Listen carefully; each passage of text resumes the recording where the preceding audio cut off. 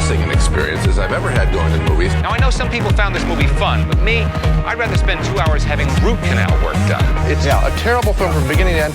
You know the theory of reincarnation, where the dues we pay in this lifetime, we may get to collect in another lifetime. For having seen this movie, I want months and months and months in a beautiful valley. Well, on a scale of 1 to 10, we give it a 3. Well, maybe it wasn't that good. Let's give it a 1. Welcome to Bombs Away, a bad movie comedy podcast presents Bargain Bonanza. Yes, this is the first inaugural Bargain Bonanza. I am Tyler Rowe. Joining me here inside the cyber studio, as always, is Peyton Bieber. McGibbons. For once in your life, can you get it right? It's McGibbons. Jarrett Seifert. For once, can you get it right? Anyway, that's not my name. I know. It's the way that one went. It's from what will be our third movie, but me and my brother still quote it to each other to this day, and that movie is from the year 2000. So, like that song by the Jonas Brothers. Yeah. Oh, okay. Now I know what you're talking about. McGibbons. For once in your life, can you get it right? It's McGibbons. He says it with such a beat that, like, it's so good. Well, you might be wondering, what is Jarrett quoting here? And what is going on? You said not Bombs Away. You said Bargain Bonanza. Yes, this is Bargain Bonanza, ladies and gentlemen. The inaugural one, as I mentioned. This is our every fourth episode endeavor where we cover 3 films. That's right. Count them. 3 films, all within a same general theme. And this episode happens to be Disney Channel original movies. We've covered a DCOM on here before they were called DCOMs. We've done Mr. Boogedy and Bride of Boogedy. So it's not anything that's like new to us, but this format is. So for those of you, obviously, who don't know how this format works, this is how it's going to go. We have 3 movies to cover. We're going to cover them in about 20 minutes. It's going to be pretty loose. It's going to be pretty casual, just riffing on these movies. We have a new rating system for these episodes specifically that we will explain at the time that comes up. But honestly, that's it. It's going to be the same old song and dance that we typically do, but we're going to reserve this for movies that may not fit a hour and 15 long episode, or a chunk of movies that there are too many to cover, and it would take us like 6 years if we covered every single one. This way we can kind of get them all in one lump sum and still have fun doing it and catching you guys up and making fun of the movies. Sound good? Sounds good to me. I guess. Okay, good. I know. I was like, yeah, I'm calling back on you guys. I know, right? I'm sitting here already, so it's not like, there's no exits going forward. So seems unsafe for a theater. And no doors. That's okay. Stop it. I was trying to quote Haunted Mansion, and I don't know why, but I had a brain fart. It's almost as if, I don't have a Haunted Mansion tattoo on my arm. I should understand what I'm going to quote when I do it. You call yourself a Disney fan? Well, adult Disney. Oh, shut up. Disney millennials. So, to start us off right off the bat, let's get into our first film for today, and that's going to be 1999's 13th Year, with an IMDb score of 6, a Rotten Tomatoes of 54%, directed by Dwayne Dunham, who is a Lucasfilm editor. He's worked on Star Wars and Indiana Jones and all that. It's a doozy of a film. So let's get into it. The 13th Year is the harrowing story of a young man. Pretty basically, much. Yes, it's a puberty story. It's a real fish out of water story. There's some gay undertones as well. Oh yeah, I would say overtones. Yeah, it's kind of like how X-Men is like, they don't want us to be special. If there was a de-specialing vaccine, I'd take it. I wouldn't take it. I love who I am. Like that kind of, like X-Men obviously is 100% just a gay allegory. Especially when they give that guy the like mutagen and he grows big wings. I Right. think that's Yeah. probably Ooh, like the, Archangel. the gayest one. He's so hot. Speaking of so hot, Jesus Christ, the star of this film is Cody. a fucking hunk now. Yeah. So Oh, he's Cody in the buff. 13th year, plays by Ches Starbuck. The most He- fake porn name I have ever heard a And I real wish person he did have. porn. He looks good. Dang, yeah. But he That has is a- kids and a wife, and he looks very happily married. And I do follow his Instagram. He seems very sweet. I'm just curious, like, how this all turned out for him afterwards, considering he was a mermaid. Yeah. Yeah. How did he get his legs back?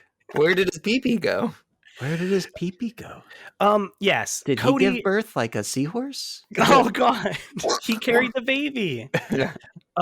Cody Griffin is our main character of this 1999 Disney Channel original movie where a mermaid drops her son off on a boat and then abandons him for 13 years. She's like, while they're driving off, she's like, oh, Shoot, well. my baby. well, there goes that one. Shoot. It- It's like, This mermaid also, like, just swim down. Right? Every time that she's being chased by the, like, evil guy, quote unquote, I guess, she just kind of swims side to side. And I'm like, what if you went down Right. under the water Yeah, instead it of does- on top of it? Does your baby need air or something? Is that why you're at the surface? What? I don't understand the. She was swimming with the baby underwater before. Exactly. there is a lot of questions that this movie brings forward that Peyton just touched on. Like Spidey how come senses. leaving the baby above water turns it into a human for Right. 13 years. But then- Exactly. Yes, if you're like, what the fuck are they talking about? If you've never seen this movie, our main character Cody is adopted by a loving family with Dave Coulier, Uncle Joey. Yeah, Is that what and it he's is? he's in the new Full House as well. He's still there in that house. Yeah, he's still a virgin. Not That's allowed all I to can leave. think of when I see Uncle Joey is just like perma virgin. Cut he's- it out. He still has that fucking puppet.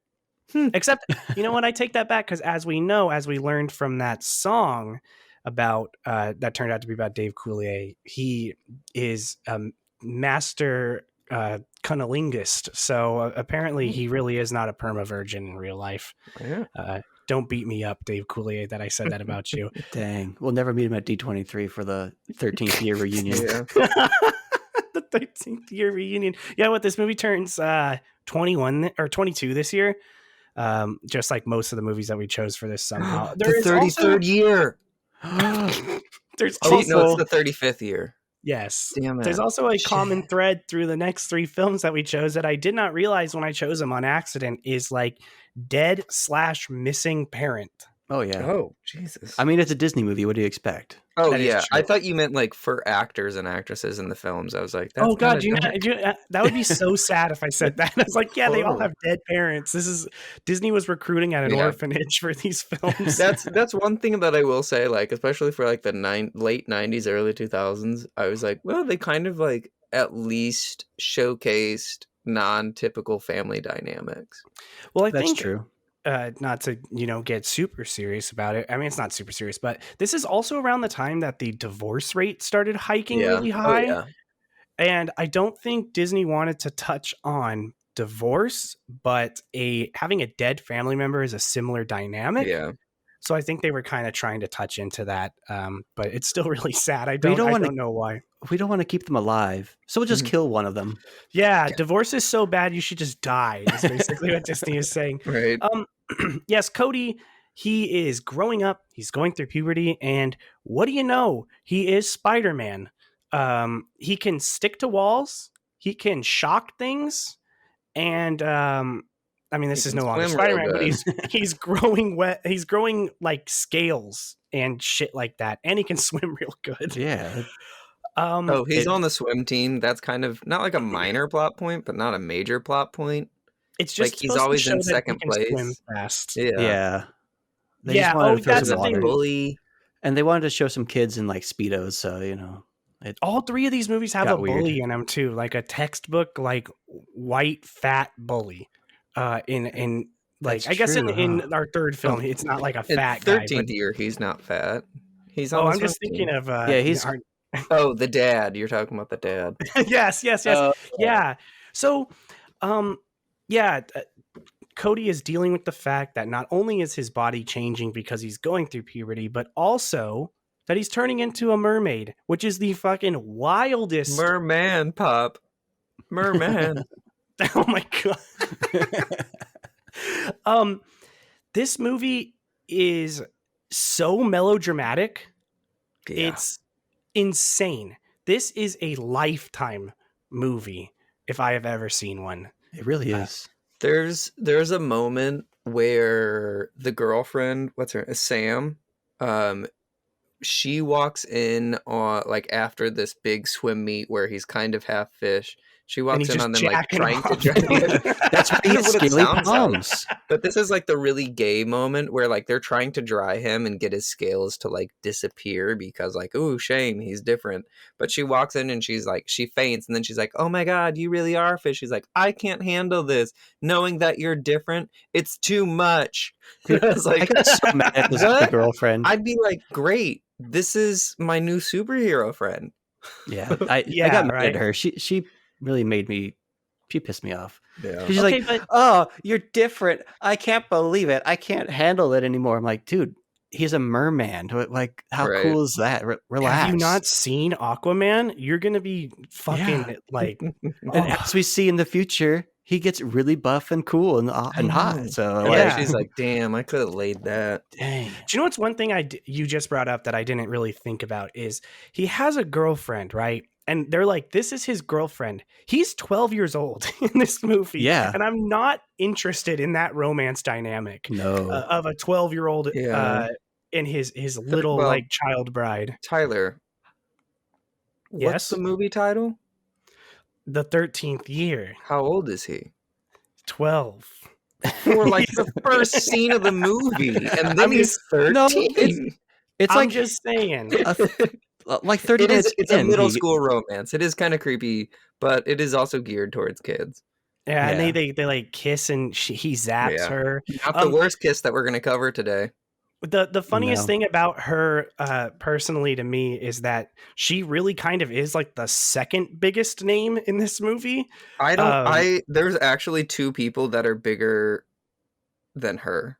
Are you talking about the dad, the like MAGA hat mermaid hunter? Yes, he's also a big guy. Really? He's still doing stuff. If you watched Parks and Rec, he's JJ from JJ's Diner that they always go to for Oh my waffles. God. But he also went to my college. Oh, that's why you think he's cool. He is cool. Hey, Uh, John Hamm went there and he's packing meat. I'm impressed. and He's blow up meat. packing. Yeah, exactly. Smashing meat with a hammer too. Yeah. Oh, I know.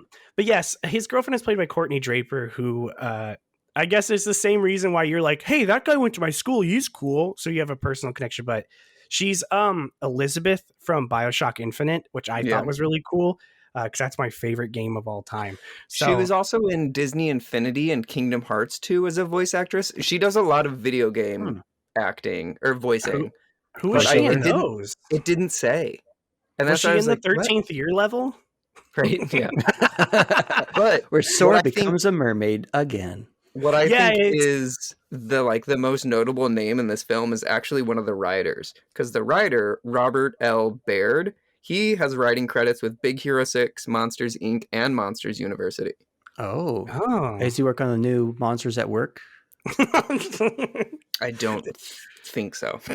That's Wow. the new series that they're doing, right? Oh my god! Yeah, on Disney Plus. I'd watch Oh. it honestly. Mindy, Okay. what's her name, is in it? Oh, Mindy Kaling? Yeah. Oh. Okay, I looked her up. Apparently, she voices like White Tiger, which is a Marvel superhero, Yep. and then she does like additional voices. So Wait, Mm. White Tiger? Well, depending on what your iteration, White Tiger is usually a Mexican, Latino superhero. So really, yeah. oh, Uh-oh. but yeah. So we did touch kind of briefly on the quote unquote villain of this movie, which again, like I said, this movie's so fucking melodramatic. He's really he's like a mermaid hunter now. He was a fisherman. He was the one whose boat Cody got left on 13 years ago. No, he wasn't. No, it was the parents. Oh, yes, that's right. It's a parent's boat, but he was saw pursuing the mom. Yes. Yeah. Yeah, because she's hot. I mean, So he's like, oh, Never nice. speaks a line. Did you- Zero dialogue. That's exactly what the dad said when they saw her. She's like, oh, yeah, she's hot. And the wife is like, wait, what? Oh my God, let's cut And it out. The main guy sees her in his dreams beforehand. So part of me was like, I wonder if he was like, damn, that was a really weird wet dream. But, Boo. The mermaid puns continue. I think the scariest, like worst, most sad part of this movie is the treatment of the tide pools. That pissed me off. Yeah, that kid This destroyed a lot of idiot's- ecosystems. He's like, oh, I'm studying these things. And then he just walks through it with his boots, sticks his full greasy face in it. I'm like, you are destroying these tide pools with your dumb idiot thinking that you're actually studying them.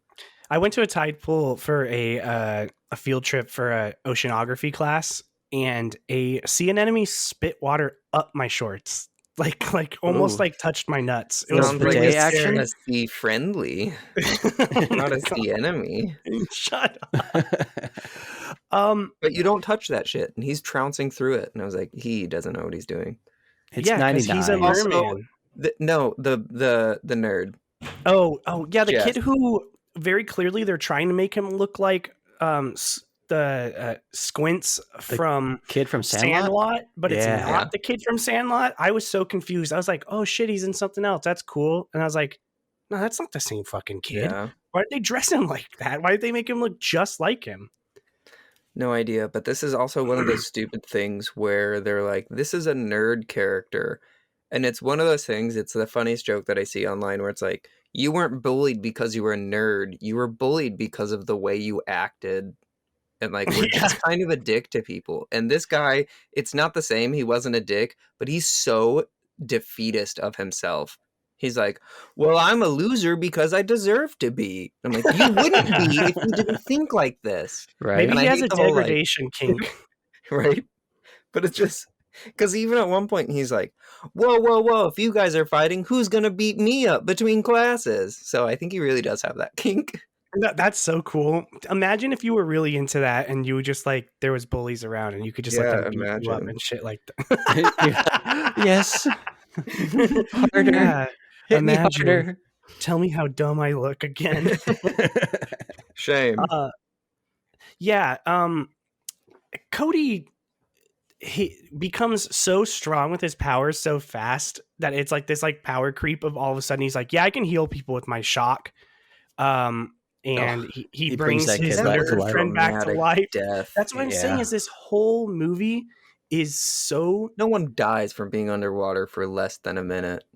yeah. I mean, It's Don't established come that at his me. nerd That friend. could have happened, but I mean, babies can drown in an inch of water, so I don't know if maybe. But No, Jess, that's why it's like, "Ooh, backpedal. it's established that he can't swim. Backstroke. Oh gosh. Butterfly.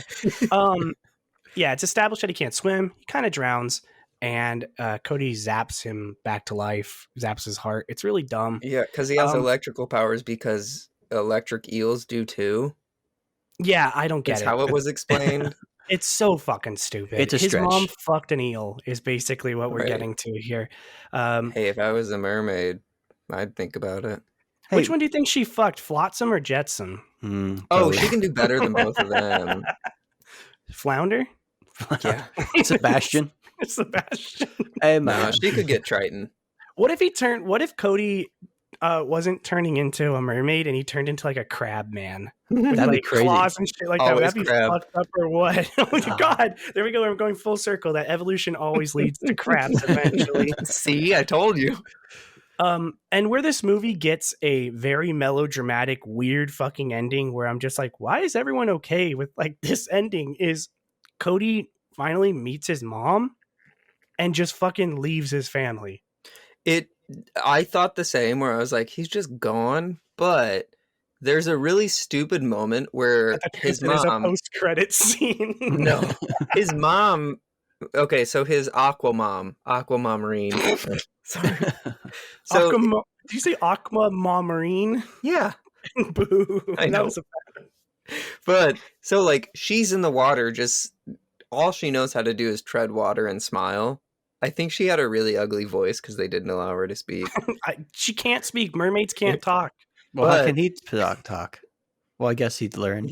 He's something. I don't know. Never mind. The Prince Eric side of him. He was a Don't baby make raised by sense. humans. Don't make sense.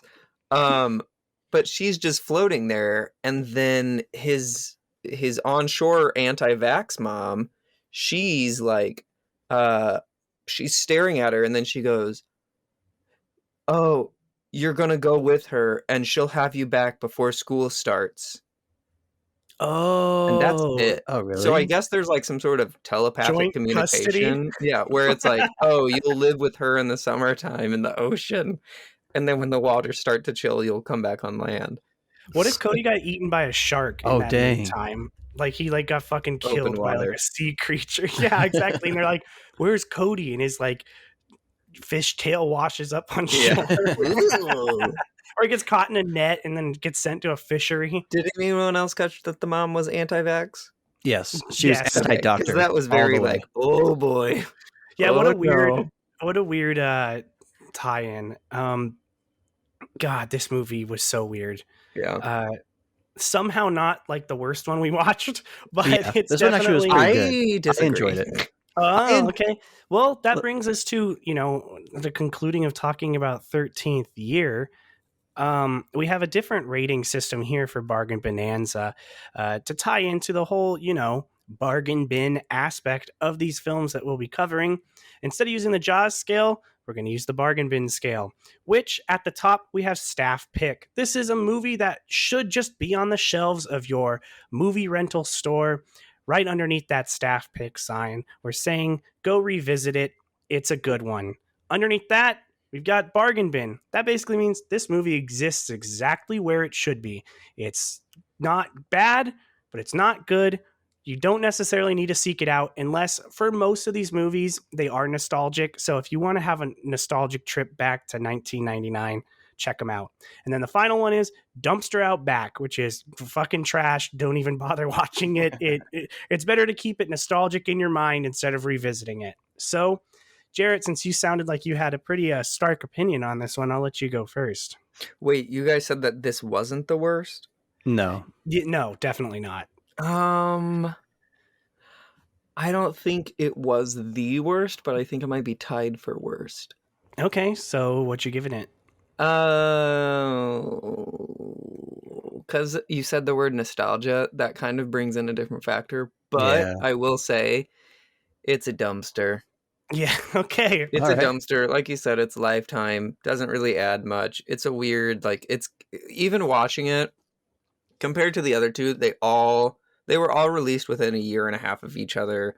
They all have a very similar runtime, but this one felt like it took a long time to watch. Yes, this one And it was felt just so brutal. long. Did you I'll watch just this take- one last? Yeah. Okay. Mm. Because I watched Smart House last, and I think I that watched was that the last worst. night. So That's I the wonder one if that's there's a pattern tied, but here. don't get ahead of yourself. I know. Yeah. I know. Don't spoil it. Well, I'm going to say just to piggyback off of Jarrett, I am also going to give this one a dumpster out back. I have never been so bored watching a Lifetime film. So yeah, and then Peyton. All right. So I'm giving it a bargain bin. Okay. Because of the nostalgia factor. Because of the teens and Speedos?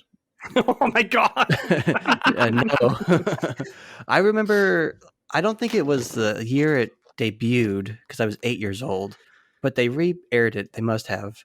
And Oh, it was on. This movie was on every fucking weekend. It felt was like it? on Disney Channel. Yeah, Yeah. Like the DComs were on like a constant rotation. If there wasn't a new one each week, they were rotating one of these, and this one felt like it was always on. Yeah, because my mom wanted me to watch it. It might have been for my 13th birthday, Your mom was like, "You need to watch this. You'll learn a lot about what's going to happen to your body." This is why you like Santa Cruz so much. Your mom slept with a merman and then was like, "Oh shit, is it mine or is it whose is it? Oh god, I gotta prep him." They found you in the Sacramento Delta. Oh man, I'm all purple now. Pollution. But yeah, it's just a sense of nostalgia for me. Like I remember watching it when I was, I think, 13 or at least around there, and so I have that sort of attachment to it. And it wasn't too bad. I kind of enjoyed the story too. I will say, for me, I remember watching these movies like as they premiered on their like DCOM. Oh my god, it's Friday night premiere. But that is only because my family didn't have more than basic cable, and Disney was not part of basic cable at the time. So we got a trial run of digital.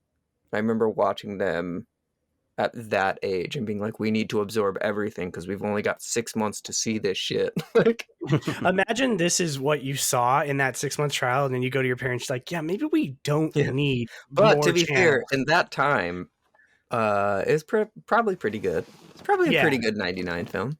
All right, so it's going to be 2 dumpsters and a bargain bin for 13th Year from 1999. Go ahead and check it out if you want to. Obviously, I'm not saying go watch it. It's streaming, so it's free. All of these are on Disney Plus, which seems to be a streaming service that everybody has. So if you want to watch it for free, go for it. Or get a friend that has it. Yeah, and then get drunk and watch it, I guess, if you want to. Did you watch this with Mary Jane? No, I didn't. No. I did with Smart House, but that also kind of made it terrifying. Speaking of Smart House, coming up next. Yes, at next 7, 8 Central. Oh, wait, shit, that's backwards. At 8, 7 Central. There you go. Yes, next on our Bargain Bin-Anza docket is, honestly, I chose this one purely because I know so many people like this and are constantly being like, oh my god, Smart House is the best Disney Channel original movie, and I'm here to tell you, you are wrong. This is like that kid that was like either a 8th grader or a freshman, and everyone was like, oh my god, he's so hot, he looks like an adult. But by the time he got to age 20, it was like, oh my god, he looks like a 30-year-old. Which I know now I'm 30. About me like that. Ooh, I could say so much, but it's not about you. But I'm not going to. Oh no! Talk about it later. Nope. Anywho, but it's kind of like that. Like, oh, he's hot because he has a beard or a mustache, and it's like, well, that's when you're 13. Obviously, they're gonna age faster than everyone else, and it's not gonna be as cute. He's so hot. He has a mermaid tail. Yeah. But it didn't. Poor age. Oh yeah, this one. Okay, so let's just get into it. Smart House, 1999, IMDb score of 6.3. These movies have shockingly high IMDb scores. A Rotten Tomato score of 53%. Probably the most shocking part about this movie is that it is directed by LeVar Burton from Reading Rainbow, Star Trek The Next Generation, and Roots, which is like everyone knows who LeVar Burton is. Yeah. And that's the most shocking part about this movie. He played himself in several episodes of Community. Oh yeah. He was he was like a recurring character. Yeah. It's very weird. I love that show so much, but like it's I think Smart House actually might have some of the most notable people in it. Yes. Because do you want to touch on them now, or do you want to? Oh, I'll run down like the ones that I know of. Yeah, let's do it. Yeah. So Katie Seagal, she plays, like, obviously everyone knows who she is. She's beautiful. She has an amazing voice. Even whenever I was watching this movie, it was like, I just want to watch her. But also the way she moves her mouth and talks and like her diction is so beautiful.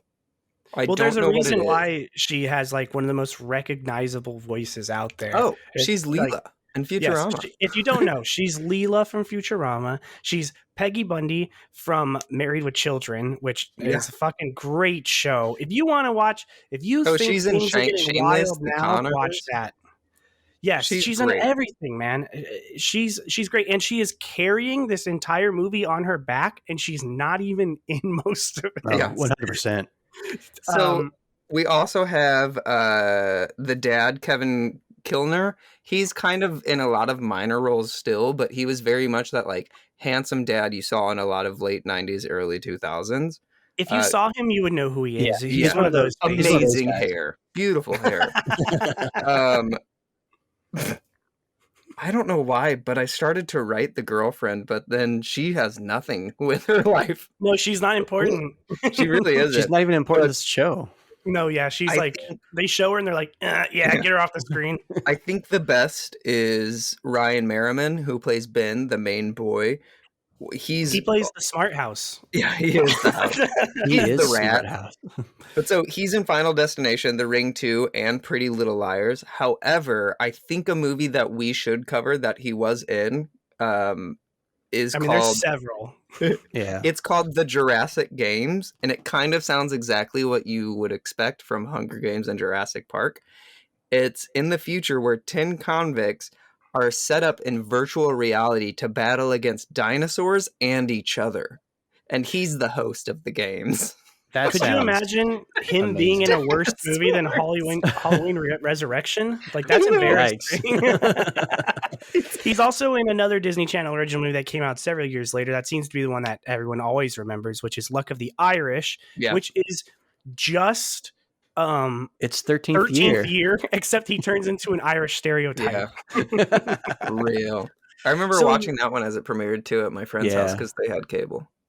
That one was I actually really like 13th Year. I don't know if that's because I'm Irish or what, but I actually find that one a lot of fun. You mean Luck of the Irish? Yeah. Oh, Luck of the Irish. What did I say? 13th Year? Yeah. Oh, fuck. No.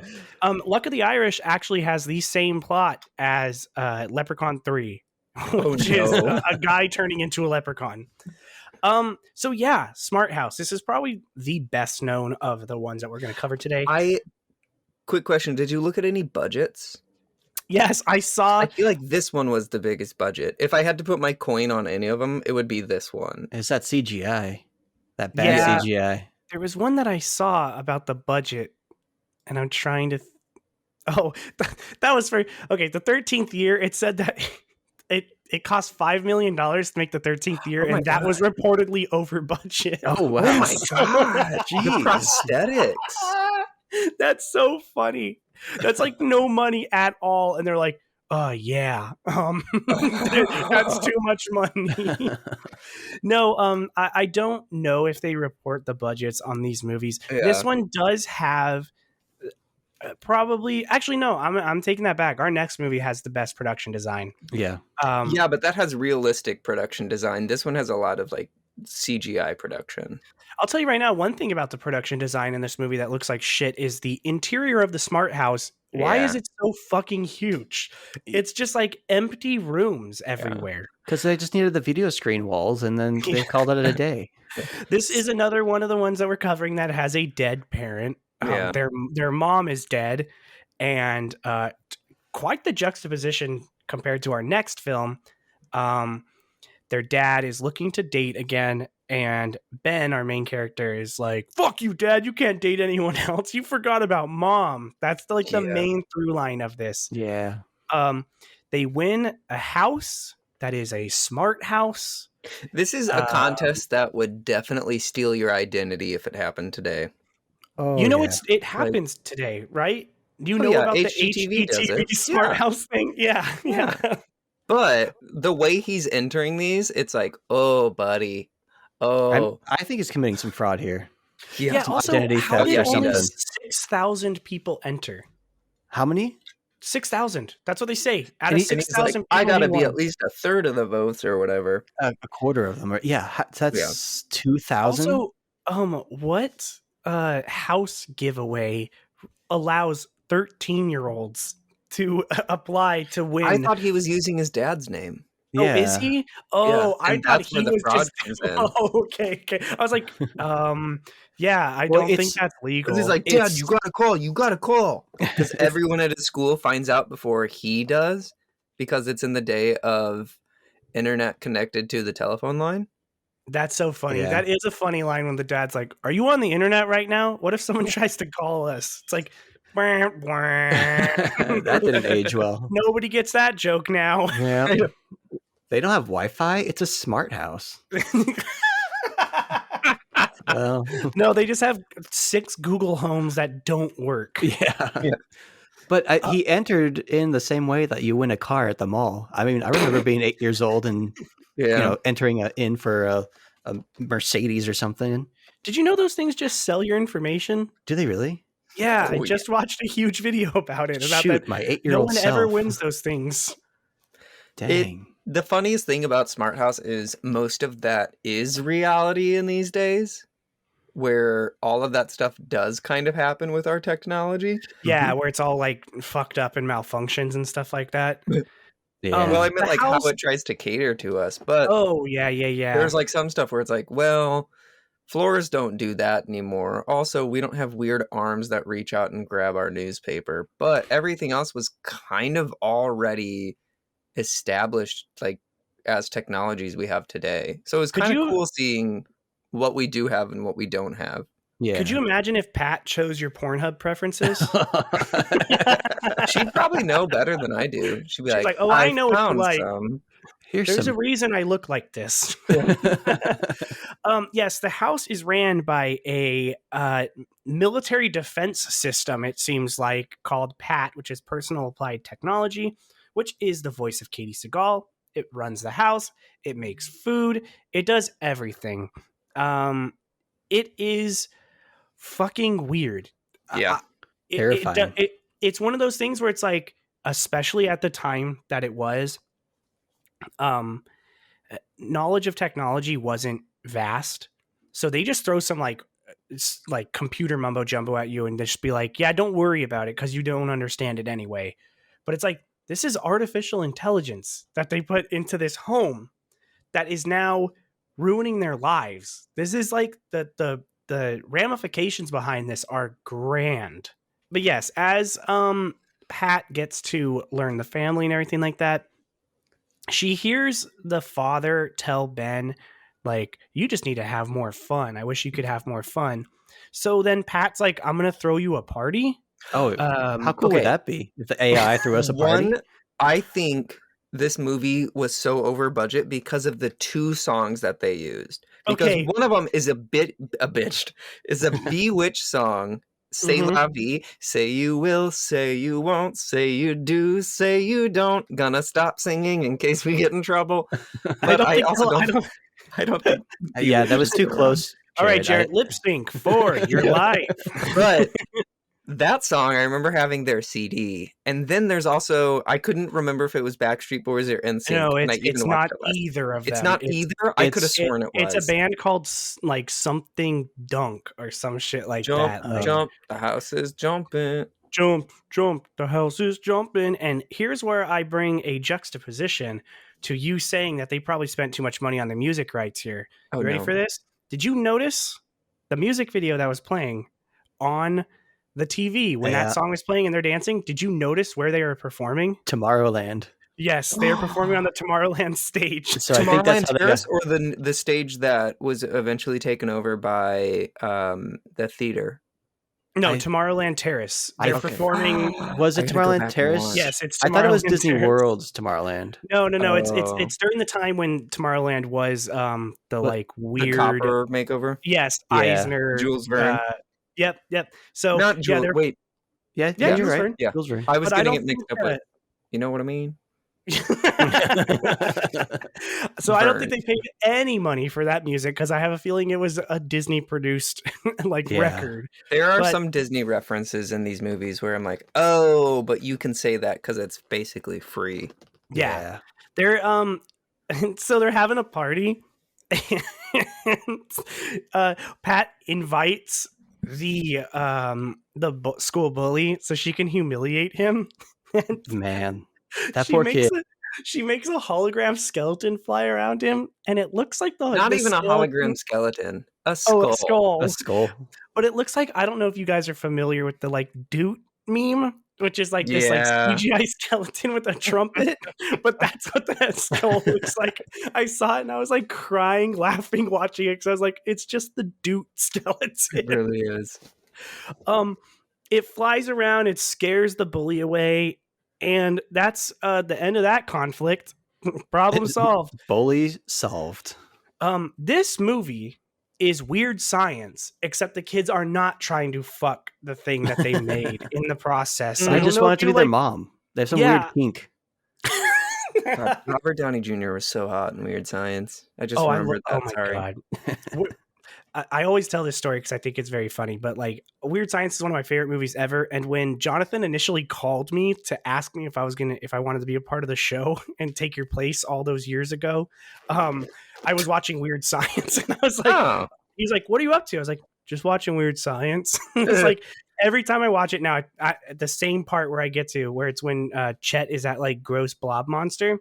That I think about that phone call and I was like, how my life has changed for the worst. Your life is ruined. That fateful phone call. But yeah, the party gets shut down. They clean up. The floors suck, apparently. Yep. You can drop anything on the floors and it'll just... I love that. I wish I had floors like that. Yeah, I'm sure you do wish you had floors like that. Imagine the kind of parties you could throw on a floor like that. Oh, that's an interesting visual. I'm like, where does it go? But also, like, does someone have to grocery shop for this house and then stock it? Because why is there so many oranges? Well, maybe it sucks up all the trash and reconverts it back into food. We took all your party cups and turned it into smoothie. That's why I can make orange like plastic cup. Yeah. Like, burn. Did you know what'd be really gross is if when they sucked that smoothie into the floor and then they showed Pat like licking her fingers. Tastes like home. We forgot to mention that the dad is now dating the scientist who... The dad is now dating the house? Yeah, right. He put his dick in an electrical socket. The dad is now dating the scientist who created the house, and I also want to mention that that's the only reason that he's okay with taking the house. Pretty much. Initially, when they win it, he's like, "I don't know about that," and then he looks in the newspaper and sees the scientist who did it, whose name is Sarah, and he's like, "Maybe we could move in." It's like, I'd like to get to know her. Yeah, it's like, dude, come on, that's gross. He's gonna come on. Ooh, right on to Pat. Well, the floors will suck it up. Pat, there is like a couple really tender moments in this movie that it does very well. Which is Pat finds Ben watching old home movie footage of his mom. And he's like crying because he misses her. And he already had a big blow up about the fact that his dad is trying to date Sarah and that he's trying to replace their mom and everything like that. So he also hijacked the system. Yeah, he's like reprogrammed her. Like, doesn't even talk about how he's a computer whiz, but sure, yeah, he can hijack. Yeah, because the only thing that they've showed us so far that he's interested in is playing basketball. So I don't know where all of a sudden he can like hack a military. But not interested enough to try out for the basketball team because he's too busy playing mom. No, he won't be on the basketball team until a few movies later when he turns into a leprechaun. Yeah. So Pat converts herself into a mother, and now she's also a like sentient being. She basically WandaVisions what a mother is. Yes. Damn. You wouldn't know the difference between a hologram and a 3D projection. I was like, aren't they the same? Yeah, she did. I know, yeah. And I was like, I don't know what the difference is. But okay. She's using the same technology they used to put that Michael Jackson hologram out there. She was like, Kanye tried to buy me and give me as Kim Kardashian's dad. He did that. Did he? And then the hologram complimented Kim on getting with Kanye. That's really embarrassing. That's so good. I love that. Weird. They're getting divorced. Some people say that rich people don't spend their money well, and I tell you not. Pat goes haywire as the mom and is like not letting anyone leave the house. So Sarah infiltrates the house in what seems to be a very large security concern, which is that she jumps through the newspaper slot. I think she dies. Technology, like he can use a computer, but the house can't see what he's saying on the computer Yeah, I because don't he's get in the that. bathtub. But They don't then have he's also Wi-Fi. on the computer, just in the living room. Also, somehow sleeping in the living room is like safe from This house is the huge. house. I don't get it. Yeah, This how are you living safe room is there? Technology. enormous. It doesn't make sense. It's Like I convenient. said, this is one of those movies where it's like, yeah, you don't know enough about technology to even ask. Yeah. So, you got to think about the 1999 headspace where everyone thought Y2K was going to happen. Really. So, but Sarah gets in and she shuts Pat down. But then Pat turns herself back on, which seems like a huge problem. That should not be allowed to happen. And again, in another like very emotional moment, Pat turns into a hurricane. And then they're like, Pat, you can't She be our gets mom. really tall. Yeah, Yeah. she gets huge. God giant. damn. This Giantess mommy. this scene, I thought, like, whenever I was watching it, I was like, oh, and then there's the scene where Pat tries to touch Ben's face, and it's really sad because she can't. Yeah. But rewatching it, she almost goes in to fully slap Ben, and then was like, you didn't feel that. Like, her hand doesn't even stop to try and caress his face. It's just like, whap, right through his head. I was like, oh, she wanted to beat him. She wanted to hurt that child. To be fair, if you didn't think there were like if you weren't sure if there was going to be like resistance, you probably would just coast through something. But oh no, I go into every hug with a ghost very gently. I do think that scene is touching. They basically just tell her like you can't be our mom, Pat, because there's no you're real a robot. touch. Yeah, and It's not touching. It's sad for Pat too, because she Oh, wants to so be that depressing. mom, but she yeah, can't. and she's standing in the rain, in the middle of their house. Yeah, and she basically goes back to being the computer house, but with a little bit of a mom touch. Sarah and their dad start dating, and Ben is like okay with it now. And then the big stinger is right at the end. They're making pancakes, and oh, what? Why is there chocolate chips in the pancake batter? And then they're like, oh, Pat. That's the ending of the movie. Let me tell you. Are you guys familiar with in South Park when they did that whole thing about the member berries? No. Which is like, it was just kind of like nostalgia. They were talking about Star Wars, and it's like member berries are always like, member Star Wars. This movie is better lived in your nostalgic mind. Yeah. That it's good. I'm getting like right into it. Do not go back and watch this movie. This is a dumpster out back for me. This was really bad. Much worse than I remember it being. Keep it in that nostalgic center of your mind. Yeah, you'll ruin it if you rewatch it. So I'm giving it a dumpster out back. Like, no qualms about that. This deserves to be in the garbage. Peyton?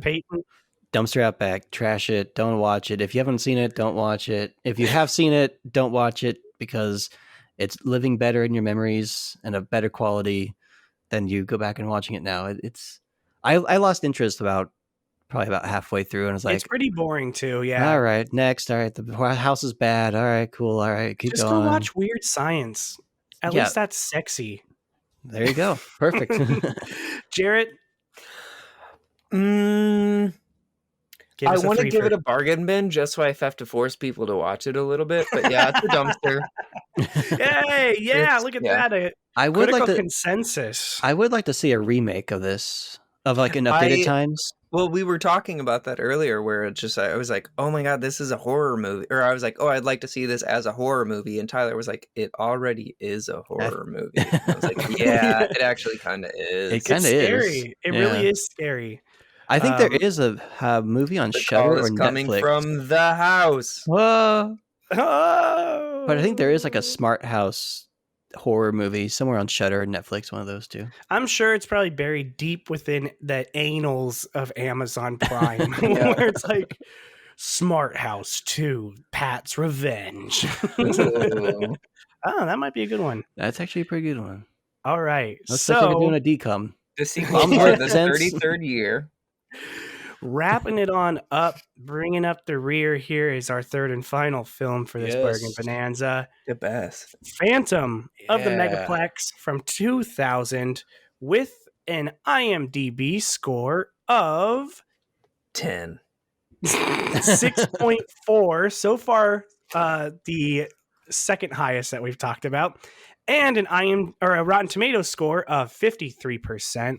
Okay. Directed by Blair True, who I have only seen that they direct educational Mormon films now. So Interesting. yeah, don't know where that's going with that one.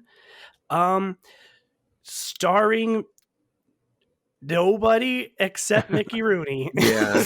Pretty much. There's some stuff. There's like the main guy, Taylor Handley. He did get hot and he was in that Bird Box movie, but I never saw it.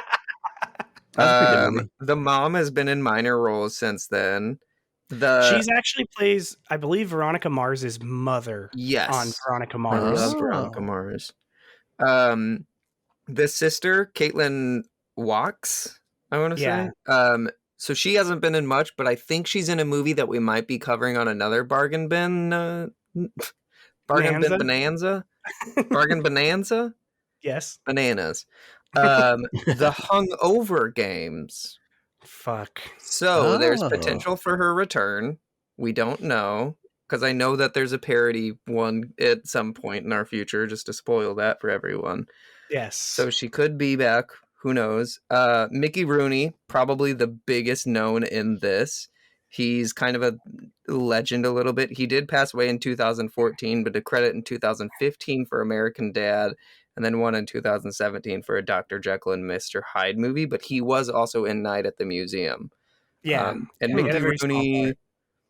I Probably think best known for being incredibly racist in Breakfast at Tiffany's.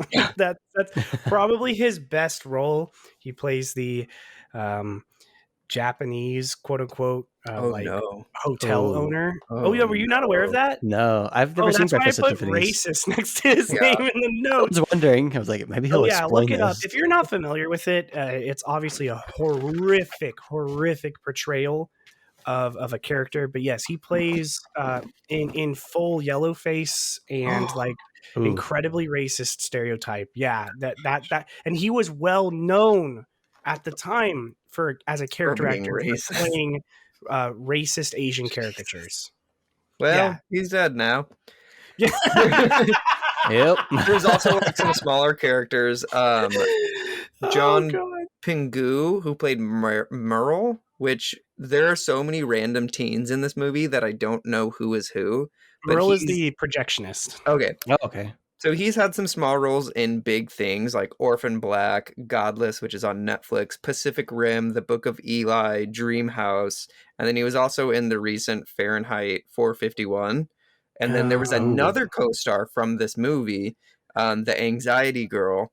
So she was also in Fahrenheit 451, but she was also in Saw IV, which I think is 4, or is that 6? 4. That's 4. Okay.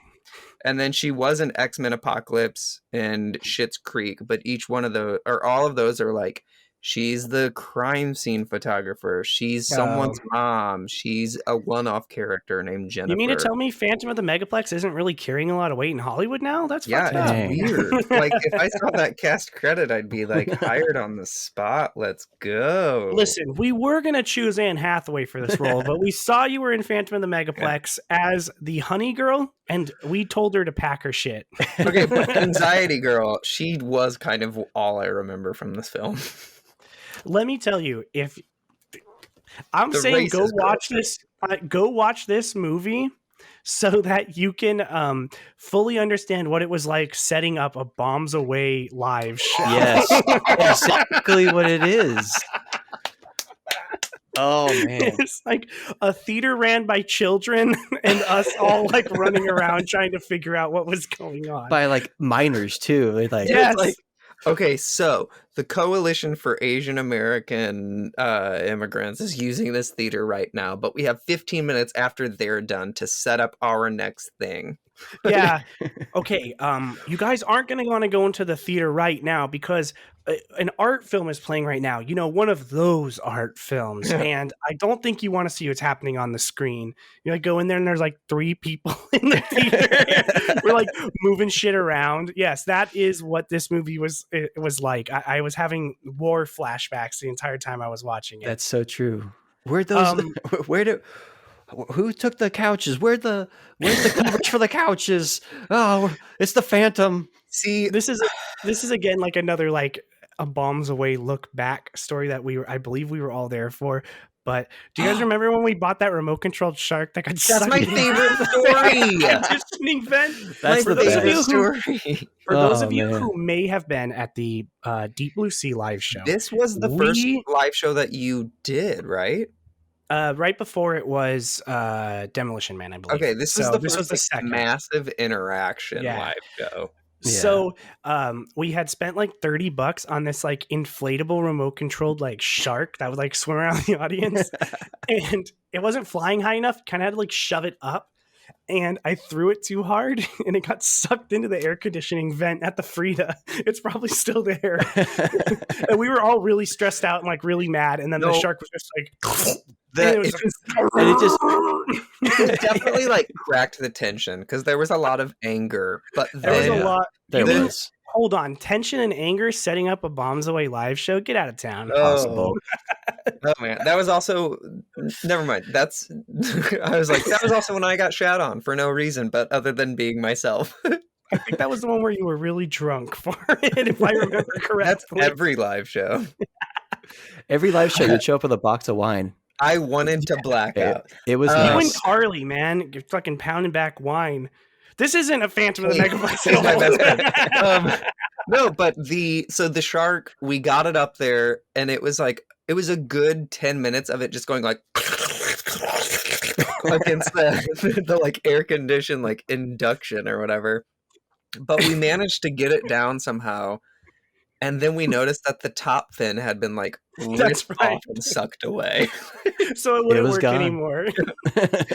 And then I went like this. The Phantom of the Megaplex strikes again. I hate that child. I want to punch him.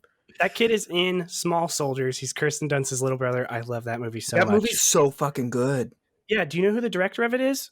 Joe Dante, the guy who made Gremlins. So it's literally like the same thing. They have Small Soldiers versus Gremlins. All of my childhood and like young adult life, I was like, maybe we'll get a Small Soldiers too. I would love it. That would be amazing. But that's literally, I love that movie. That's one where we cover it, but all we do is praise it. Anywho, this movie's not like that. Let me tell you. Do you know why? Do you know why I'm not stressed about the timing of Phantom of the Megaplex? Because the last 2 films we watched made this movie look like a shining beacon in the dark. Oh my gosh. This movie is fun. So good. Go watch it. It's amazing. It's got good beats.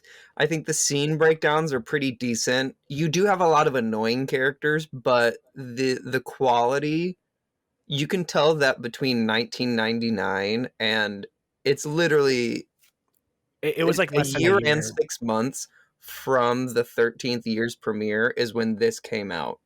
And you can tell in that year and a half, they like cranked the dial up, not a ton, but enough to notice like a good difference in quality. So this one is about Pete Riley, who is an assistant manager at a local 26 screen megaplex. Not possible. Not possible. Yeah, that's like a He's mall, 17 right? years old. Not possible. But there's all these stories about when the original theater got demolished, someone got stuck inside of it. There's a phantom. They're really actually just playing up on the whole don't say Macbeth in a theater thing. Yeah. It's like anytime something goes wrong, it's because somebody said it backstage. It's don't say Macbeth if the theater hasn't performed Macbeth. That's the trick. Yes. So I was in theater in high school and I used to say it all the time. Every time we were gonna do it, that we were gonna fail. Yeah, right before we would go on stage, I'd be like, "All right, everyone, Macbeth," to like go out. But yeah, so it's about this movie theater. There's all these characters. Mickey Rooney plays a guy named Movie Mason, who is a mentally handicapped old man who stays in the theater and like works there for free because he loves movies. I hate this man. Yeah, this character's I'm just awful. trying to tell them about the joys of a different movie, and the one they're trying to see is bad, and I think they shouldn't go see it. And it's like, shut up. It's like, shut up and be a guest on Bombs Away, asshole. Kind of reminds me of someone we know. Yes. Round 2. No, yeah, so they're gonna have a huge movie premiere for a movie called Midnight Mayhem that night. Really, the Which whole looks story fun. Looks like a good movie. It looks fun. The whole movie is just about Pete basically trying to make sure that the theater is like operating at full capacity like it should be. There's a bunch of stuff going wrong all throughout the night. And I think this is where it thrives. Yes, Yeah. in the mayhem. The like there's what like a King Kong ripoff where somehow the giant inflatable ape from the top. No, that's of the for movie. the Midnight Mayhem. Yeah, there's like a there's a inside Twister the theater. fan for Yeah. yeah. So there's like a fan in the Twister movie. So basically rolling what around. they say is anything that the movie titles have to do with, it's happening to the theater. So there's a movie called Glimpses of Alice. Yes. And it starts getting out of focus, which, okay, that is a deep cut for Disney to put in their movie because Glimpses of Alice is showing clips from, oh my God, I just had it and I lost it. Alice in Wonderland. That's what I was gonna say. Give me a bumper here. Glimpses of Alice is actually scenes from Alice, Sweet Alice, which is a really good horror film from 1976. It is like a proto slasher. It's super good. So Is that why it was? Oh, never mind. It was all blurred out. I was like, why is it blurred out? Yeah, because it's a horror movie. Oh, it's actually called Glimpses of Genevieve, not Glimpses of Alice. Oh. But what's happening in it is it keeps going out of focus and pulling. You're seeing glimpses of Genevieve. There's another movie called like Blackout or some shit like that where the lights keep turning on and off. And then there's a tornado movie where a fan turns on and starts blowing everyone around. So they're just hitting with the like hurricane force too. It was yeah, like, I don't know how that fan is doing that at all. But yeah, they're all just kind of like everyone's getting hit with the same things from like the movie that they're watching, and that's where this movie thrives. Also, again, to tie this into, there's a dead dad in this movie, but to tie it in even further, I don't know if you guys heard this, but towards the end of the movie, they're naming guests that have showed up to this premiere. Did you hear the 2 guests that they say are there? Harvey Weinstein. Oh, I want to say yes, but I don't remember what they were. They say, "Oh my God, is that LeVar Burton and Katie Seagal?" I was like, "No, you fucking didn't." That worked out so well for us. I know. I couldn't believe it. I was like, "No way, did that just happen?" I remember the LeVar Burton one. Yeah, and they say Katie Seagal and LeVar Burton. I was like, "Oh, fuck you." That's so Dang, good. the DComs MCU. Yeah, right. The DCU or DCCU, the Disney Channel Cinematic Universe. Yes. Yeah. So there's another character who is important, because the movie Mason is initially you're supposed to think that he is the Phantom, but it's like no, it's very clearly this Sean McGibbon guy who was just passed up for a promotion. This is the worst episode of Scooby-Doo I've ever seen in my life. Yeah, he is the assistant manager or senior manager of the theater, but he's not selected to be general manager and he's disgruntled. So he is the Phantom of the Megaplex. He is the one who's trying to sabotage this thing. And were you guys surprised at how light of a punishment he received at the end of this movie? A movie? Yeah, they're going to make a movie about him. Yeah, and also the manager is just like, and you know what? You're fired. It's like, no, this guy like tried to kill people, I think. I think he was going to set the theater on fire after trapping them inside of it with that giant Godzilla thing. It was like Towering Inferno was the next one I was going to hit. It's a great movie. Gravity was the next one, too. Just crush everyone. Now showing Armageddon. Armageddon. Yeah, so honestly, I don't have much to say about this movie because it's just fun. It's just a good time, and it's this.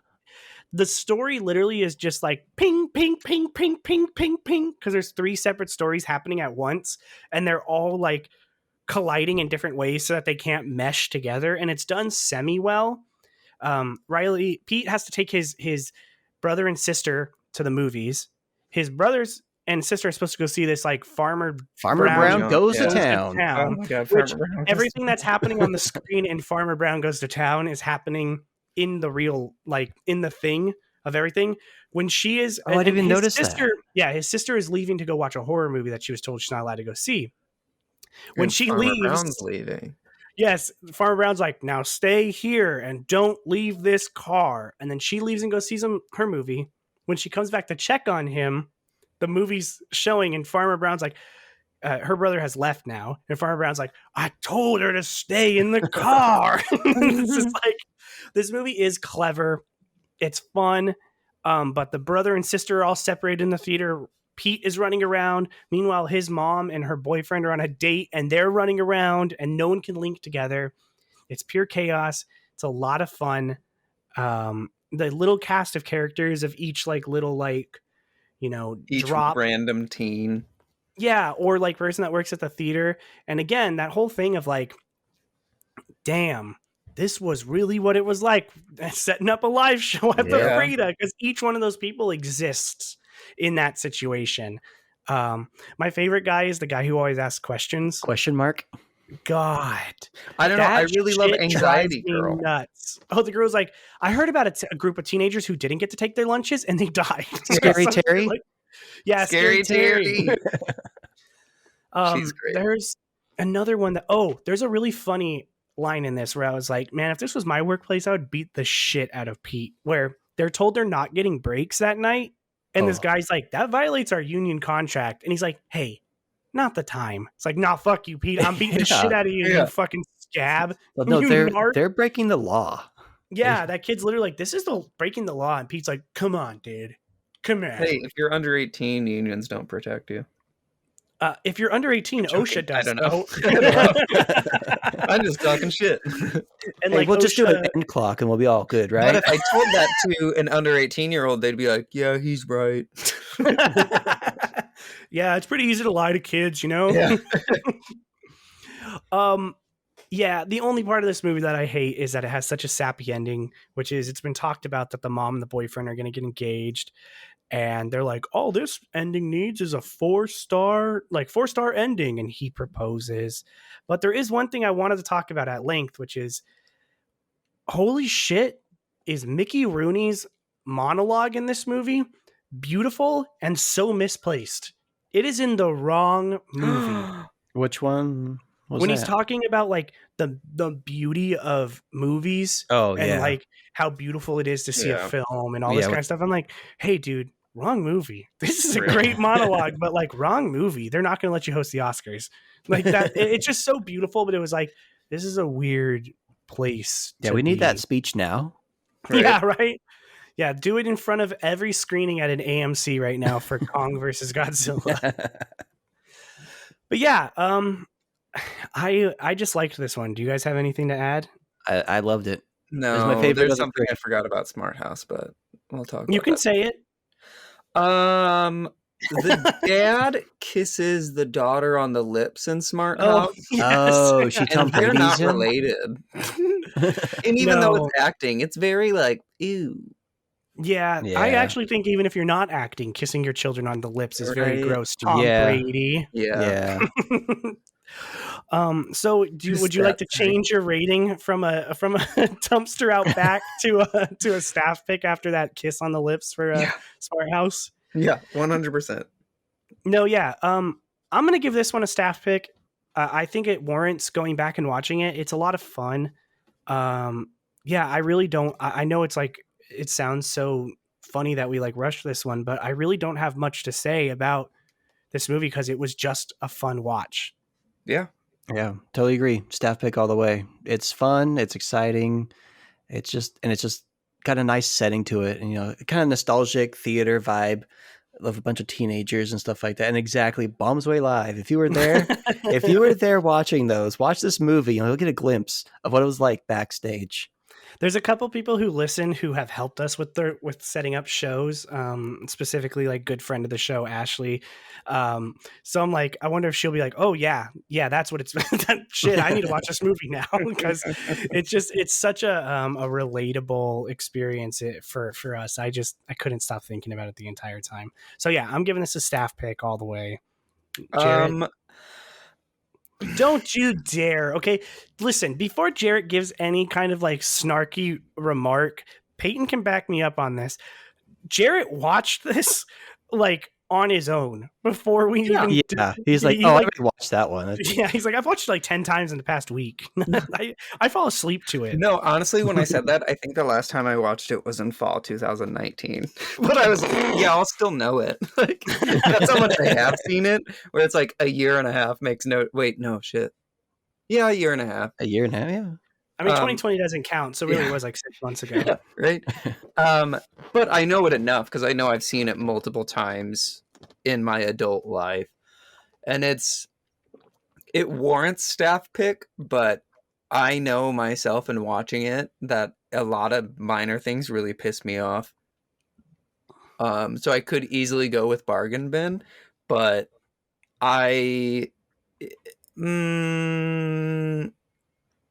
God, you're in a real moral pickle. I am, because I want to say like bargain bin is the only reason you should spend money on this movie, but because it's like streaming on Disney Plus, and like you said, everyone really has that, or everyone has access to it. I'm saying more like bargain bin would be for this one specifically would be like, I mean, don't seek it out.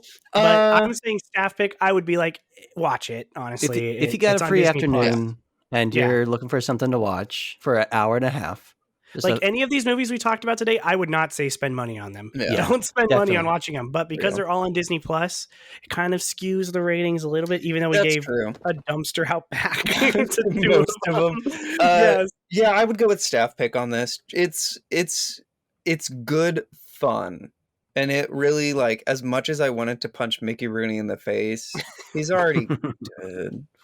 So. And I'm saying, like, if you have kids, this movie is a great introduction to like scary movies for a kid. Yeah, I think this is a perfect movie to watch with a kid so that they can get comfortable with watching something that's a little scary. And you don't have to deal with heavy topics like puberty or death. Yeah, or Jesus divorce. Christ. Yeah. Oh man, it's beautiful.